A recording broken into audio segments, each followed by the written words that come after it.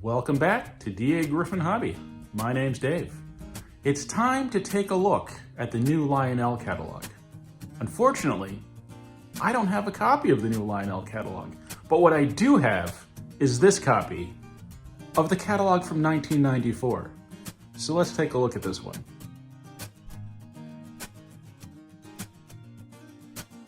So here we are with a Lionel Catalog from 1994. It looks like it's from Red Pump Nursery, Tappan, New York. I don't know what the Red Pump Nursery is, but I guess they carried some Lionel Trans at the time. But this is a fantastic cover. You've got Santa Claus, you got a nice engine, and you have a bunch of other shots behind them. This catalog to me says fun. Look at that, kid's got a mullet. Let's open it up and see what's inside. Oh, right off the bat, joy. Look at all those happy and slightly psychotic faces. I'm not sure what they're looking at, but I'm a little bit worried. I'm not gonna bother reading that, let's just keep going. Ah, these kids are allowed to hold their dad's trains, that's nice. Da, da, da, da. All right, the fun really starts on page 6. Basic set, basic set. Well, you know what? These might be basic sets, but that's a great way to start up the catalog because this is affordable stuff right here. And that's really important. We all love to see the high dollar items, but really, most of the kids that are looking at the catalog, they're looking for these sets. And it's great that they're right there in the front. Next page with some classic Santa Fe action. A Navy set, very cool. I don't think I've seen that one out there anywhere. I love shots like this. I take some shots like that on top of my layout. Most notably the Crescent Limited, definitely one of my favorite shots. So far, here we are, page 13, and no crazy high dollar items. A nice Chesapeake and Ohio set with an SD28 for freight cars and a caboose. That's a nice complete set. What kid opening this catalog and seeing this page wouldn't want this layout? I would have loved that as a kid, let me tell you. Look at that, they're talking about ballasting. Fine detailing a landscape can be done with hobby materials designed for that purpose, but you can have a lot of fun improvising. Inexpensive aquarium gravel is being used here to ballast a section of track. Fantastic. Not trying to sell you something, but showing you something hobby related. I love it. Some track plans. I remember looking at things like this as a kid and wanting something like this and realizing that it was just out of my reach, a little too expensive. But you can still have plenty of fun with a figure 8 or a loop with 2 switches and a siding. Definitely a lot of fun there. All Lionel engines supply plenty of smooth pulling power, and some brawny beasts come with twin motors for truly awesome performance. Definitely awesome. I love this shot. It makes this engine look huge, even though it's only a 264. It still looks real nice. That's a great shot. This is a Norfolk and Western 264. The Norfolk and Western Railway is now part of the Norfolk Southern after the 1982 merger with the Southern Railway. Interesting. The Chessie System 240 steam locomotive and tender. Powerful DC motor that runs on AC or DC. Traction tires, operating headlight, metal wheels and axles. $64.95 for that. The Norfolk and Western set with the cars is $319.95 and has puffing smoke. Synchronized with the rotation of the driver wheels. Steam whistle, very cool. Check out that B&O Pacific 462, die-cast metal body, AC motor, magnet traction, operating smokestack, puffs, synchronized to the rotation of the drivers, headlight, handrails, drivers, wheels and in, transformer controlled forward, neutral, or reverse, smoke fluid, steam whistle. That was a whopping $489. Now that seems like a lot for 1994. I know I certainly wasn't making enough money in 1994 to buy that, which is probably why I wasn't getting back into the hobby then. I like this Mikado though. The Santa Fe 282 Mikado steam locomotive and tender. Magnet traction, smoke, digital ready Liontech electronic E-unit. Look at that, rail sounds. Tender features steam rail sounds, which digitally recreates the chug of a steam locomotive The shrill blast of the steam whistle, the clanging of the bell, and the hissing release of steam. I kind of wish that B&O was a Mikado instead of the Santa Fe. But, you know, I'd be interested in either of those if I see them out there in the wild. This page is about fun. A few industrial switchers here, $50 each. That's not bad. We have a Sylvester and Tweety hand car. That was 80 bucks. That looks pretty neat. And a good old trolley for 120 bucks. You know, we complain a lot about the price today, but let me tell you, in 1994, 120 bucks for a trolley, that just seems outrageous. I mean, that's a pretty basic machine if you ask me, to go back and forth there, and they want 120 bucks for it. Heck, I don't even think the trolley's 100 bucks today. So when I was looking for the post-war trolley, I remember seeing it new at the Lionel store for $100. Wow. You know what? Maybe prices aren't too crazy today. Ooh, look at those New Havens. You know, I have to say there are a number of trains in this catalog so far that I don't know that I've seen. I mean, it's entirely possible I have seen them and just glanced over them, but looking at them in the catalog, there's some neat stuff. Ooh, an RS3. An RS3 is something I really need for my railroad. I'm not sure why, but I just have always really thought they were very attractive locomotives. This one has 8-wheel drive, traction tires, horn, headlight, cab interior light, 220 when new. The same goes for this GP38-2. It was $220. But you know what? That's a pretty good looking locomotive. Southern Pacific GP20. Oh, look at that. The Disney electric engine. The engine is a recreation of a locomotive that actually operated from electrical current. The engine has 2 operating pantographs on the roof that can be raised and lowered and can be wired to actually pick up current from an overhead wire. The engine also operates with conventional current flow through Lionel's 3-rail track. The engine is a perfect companion to the 6-19264 Perils of Mickey boxcar on pages 42 and 43. This engine features a powerful AC pull-more motor that runs on AC or DC. Magnet traction. Okay. 2 pantographs, working headlights, illuminated number boards, diesel horn, $350. A New York Central GP7. I like that one too. See, I could go for something like that. It has magnet traction. See, I wouldn't necessarily have expected that. Again, that was $325 when it was new. To me, it does not look like a $325 engine. I'd actually like to go and see what some of these go for these days. That'd be an interesting comparison. Ah, the Trainmaster. 2 powerful AC pull-more motors, 8-wheel drive, magnet traction. Equipped with digital-ready Liontech electronic E-unit for transformer-controlled forward, neutral, reverse operations. Resets to forward after momentary power interruption. Headlight, metal chassis, $470. Okay, well, you think that's a lot.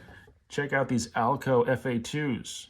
Each A-unit features metal frames, trucks, operating knuckle couplers, die-cast coupler on the rear, cab interior, number board light, powerful AC pull-more motor, magnet traction, and then the dummy has a horn in it. You know, I saw an engine like this recently, and I thought it was broken. Look where the apron is. It's all the way back here to clear the plunger on the knuckle coupler. That just looks weird to me. Looks like an overbite. That's strange. Learn something every day. Well, hopefully anyway. A -8 40C for Norfolk Southern. $490. That has 2 powerful motors, 12-wheel drive, magnet traction, digital-ready Liontech electronic E-unit, horn, headlights, flashing warning light on top of cab. Oh, that's cool. I haven't seen that. $490. And then you can also get a CSX -8 40C. That's cool. You can get 2 different road numbers. They're $490 each. Wow. Look at them blast that Conrail quality right at you. Rail sounds. I have a feeling this is going to be expensive. 2 motors, 12-wheel drive, magnet traction, diesel rail sounds. Digitally recreates the roar of a diesel engine at idle, startup and full power, as well as the blast of a diesel horn and the clanging of the electromechanical bell. Fantastic. Flashing warning light on top. $650. Well, I do have to say that's a pretty neat engine. You got lights down on the front, you got the flashing light up top, you have the rail sounds. That's kind of neat. And it's all new for $94.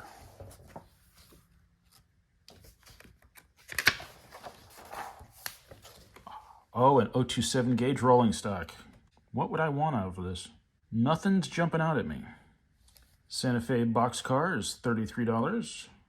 The auto carrier on the bottom there is $50. The I-beam flat cars, $60. Again, nothing that jumps out at me. It looks all pretty standard. Man, maybe trains were always expensive. They just always seemed cheaper when our parents gave them to us. The CSX Coke Express car. I keep seeing this or a version of it pop up at train shows. Check it out, a little elephant popping out of this one. I like this car. Pennsylvania double door box car. $60. Now, is that a scale car or is that an 027? Well, I'll have to check on that before I order it. I don't know why you'd want to be working on that. The workman in the basket of this cherry picker automatically remains upright as you raise or lower the boom. That looks terrifying. I wouldn't want to be on that. Passenger cars. I always love these pages because I never had passenger cars. So the passenger cars, interior illumination with silhouettes, operating knuckle couplers. They're $50 each. You can get a passenger car, Vista Dome, another passenger, or an observation. Of course, you would need all four, so you're looking at $200 for 4 cars. And then the similar Union Pacific cars, which are more expensive. Die-cast metal trucks. Okay, so the Santa Fe passenger cars have plastic trucks with metal wheels, but these have die-cast trucks. $60 each. But you can get a baggage car for this, and a combo. That's interesting that you've got the Santa Fe ones here, which is just coaches, a Vista Dome, and the observation. But with the Union Pacific, you get a baggage, a combo, in addition to the standard cars. Very interesting. Ooh, look at that Lackawanna stuff. This has piqued my interest. Lackawanna passenger cars. The bodies of each of these 5 passenger cars are made from extruded aluminum to accurately simulate the stainless steel used on the outside of real lightweight streamlined cars. The cars are painted and lettered to complete the Erie Lackawanna Alco PA AA diesel engines offered in '93. I might have to look those up. I like these. Look at that. Those Erie Lackawanna Alco PAs. I might have to find a set of those. So there's a 4-car passenger set. You get the baggage, the dining, the passenger, and the observation for $635. And then an extra passenger car is $160. I wouldn't pay near that much for cars like that today. Yeah, well, to each his own. I do like those, though. This would be definitely a cool set to look for. The Alco PAs and these cars. That might be on my list of things to look for. Now, these Norfolk and Western cars are the 11.5-inch cars, so they're the Baby Madison ones, and those are $70 each. Well, I guess we've made it through the trains, and now I like the trucks. Little Caesars, pizza. An American Flyer truck. Oh, that's cool. The trucks were $17. And we've got some standard buildings here. Rico Station. Grain elevator. Very cool. Lights. Every layout needs lights. Something which my layout is sorely lacking. But that's temporary. I'll fix that. The roadside diner with smoke and lights. Well, not smoking lights. That would be kind of a hazard, I would think. Roadside diner with smoke and lights. This is an example of why some small restaurants are called diners. The real ones really were retired railroad dining cars. This diner includes a front lawn, 2 illuminated parking lot lights, An illuminated interior with silhouettes of customers and real smoke drifting from the chimney. Everything but the smell of a hamburger frying. $80. Again, remember, this is 1994. Good old girder bridge here for $11. The arch under bridge, that was $25. Man, the 90s were more expensive than I realized. Operating roller bases. Any room in your home or office can now come alive with the sight and sounds of Lionel trains. The operating roller base allows you to operate your Lionel locomotives in place on roller bearings. See the smoke rising from the smokestack. Watch the wheels turn and hear the powerful running sounds while blowing the horn or whistle or clanging the bell. Constructed of a fine finished wood base with a plexiglass cover, each base is ready to run one of 9 Lionel locomotives. These bases were $215 each, and locomotive specific. That would be cool to find somewhere. I'm sure the price would be too much, but that's a cool item. There's the kid with the mullet again. I love it. Look at that. The New Yorker passenger freight set. That is quite a collection of items. You get a poultry car, double door box car, flat car, a tank car, a combo, and a passenger. That is an interesting set. Can't settle on passenger or freight? Why not get both? $430.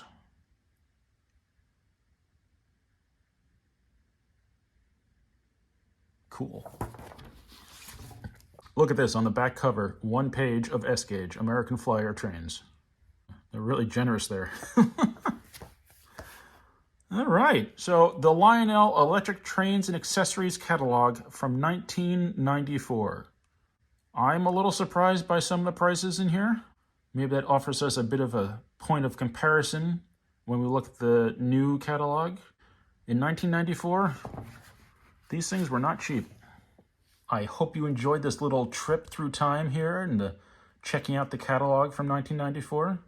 Well, I guess now I have to go and actually look at the new Lionel catalog for 2023 because I'm actually very interested to see what might be in there that I might be interested in, especially since I've been a little bit more interested in scale items recently. I hope you enjoyed the video. Thank you very much for watching. Please remember to like, comment, subscribe, and I'll see you next time on Dagryffyn Hobby.